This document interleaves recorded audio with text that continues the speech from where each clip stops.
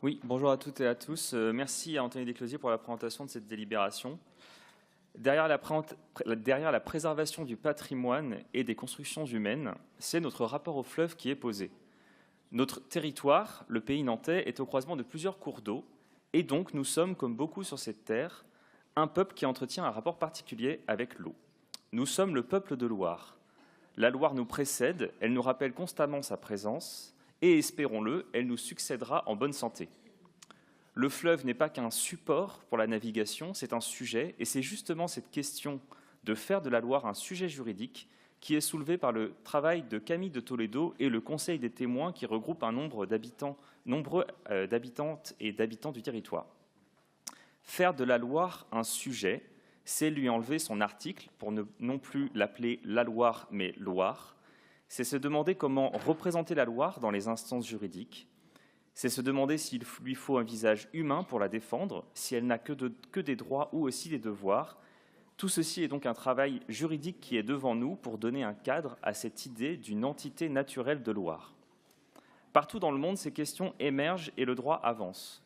En Colombie, depuis 2016, au moins 7 rivières, le lac Tota et l'ensemble de la partie colombienne de l'Amazonie sont devenus des sujets de droit.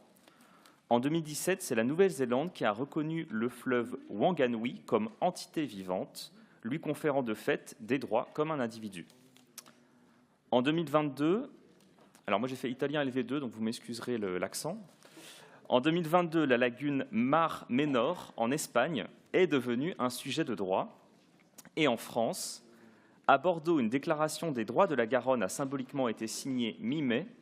Et début juin, le Conseil de Paris a officiellement demandé au Parlement d'adopter une loi donnant à la Seine une personnalité juridique et d'accorder à la Seine le droit à exister, à couler et à se régénérer. Signer le manifeste pour la reconnaissance juridique de Loire, c'est s'inscrire dans une certaine continuité.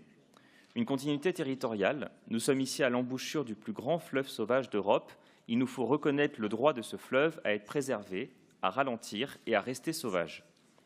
Une continuité historique, en reconnaissant que la Loire représente un lien indéfectible entre des générations d'habitantes et d'habitants de notre territoire, qu'ils soient humains ou non humains, et une continuité également dans la transmission, puisque reconnaître la Loire en tant qu'entité juridique, c'est se donner les moyens pour la protéger, pour lui permettre de durer, pour permettre à des générations à venir de la connaître.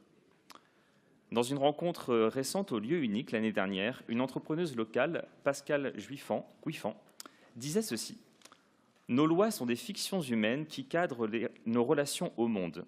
Nous avons le pouvoir de changer ces fictions. La loi participe à l'élargissement de notre sensibilité au monde et au vivant. » Fin de citation. Le XIXe siècle a créé les fictions juridiques de personnalité morale pour donner des droits aux entreprises. Eh bien, souhaitons que le XXIe siècle soit celui des personnalités naturelles. Pour nous engager sur ce chemin qui se dessine, nous émettons donc le souhait que la métropole de Nantes signe le manifeste de Loire, comme avant elle la ville de Tours et comme vient de le faire l'ensemble des élus du groupe écologiste et citoyen, dans la continuité de tout le travail déjà engagé sur notre lien au fleuve et au patrimoine de Loire. Et nous encourageons donc tous les élus de cette salle ainsi que les citoyens et citoyennes de cette métropole à faire de même. Je vous remercie de votre écoute. Merci Tristan. Y a-t-il d'autres demandes d'intervention ?